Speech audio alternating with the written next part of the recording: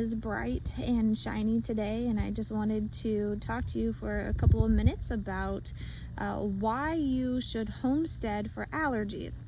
If you have allergies in your family, then you know that it's hard to go and buy food at the store that doesn't have something that causes allergies. So one of the biggest things about homesteading is that you make a lot of things yourself. You grow your own foods, and you really try to live as self-sufficiently as possible. And that could be to any degree, but the whole point is to be more self-sufficient.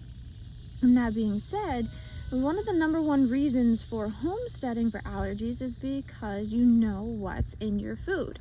If you make your own coconut milk or oat milk or rice milk, things that are allergy friendly, then you're more likely to know what's in it because you're making it. So that's one of the number one reasons why to do it for allergies specifically. There are 8 top allergens out there, to include milk, eggs, nuts.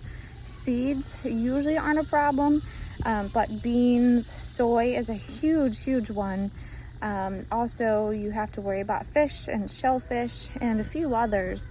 Those are the top allergens. There's a lot of other little ones, but they're not quite as prevalent as the main allergens.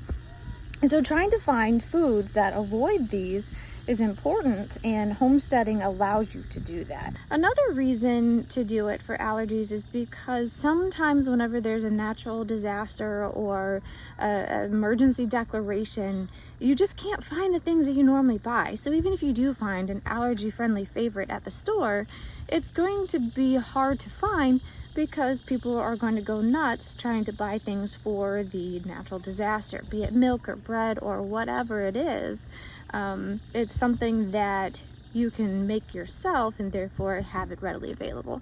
For instance, if you have a nut allergy, you may not be able to find soy milk, so you can make your own at home.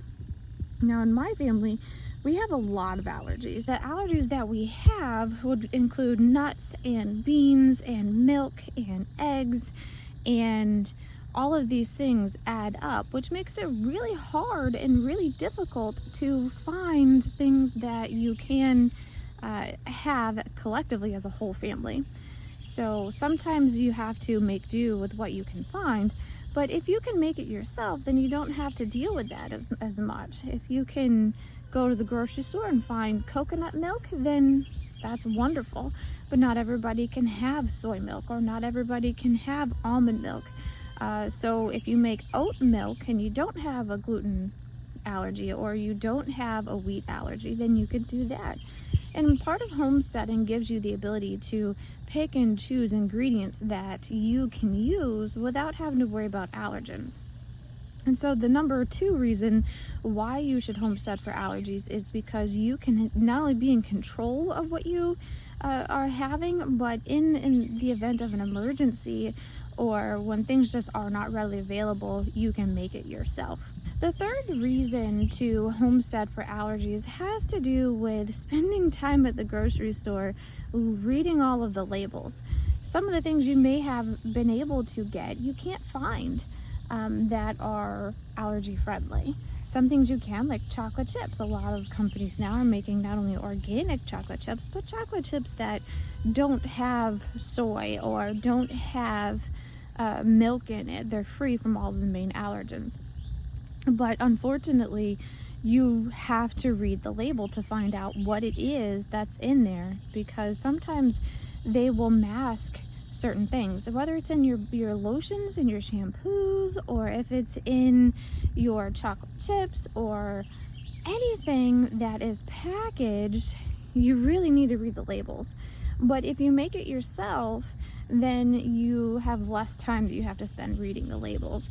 If you make your own soap, you can buy the ingredients and make it yourself and deal with that. Just having to buy the ingredients individually, rather than, okay, I found my favorite soap, but I found out it has soy in it, or I found my favorite cinnamon roll, but it has nuts in it. And so being able to make these things yourself is a whole lot better than having to spend hours at the grocery store that you probably don't even have anyway to read all of the labels.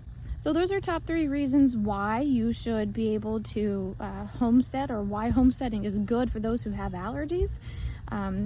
Like and share. If you have any questions or comments, leave them down below, and we'll talk to you.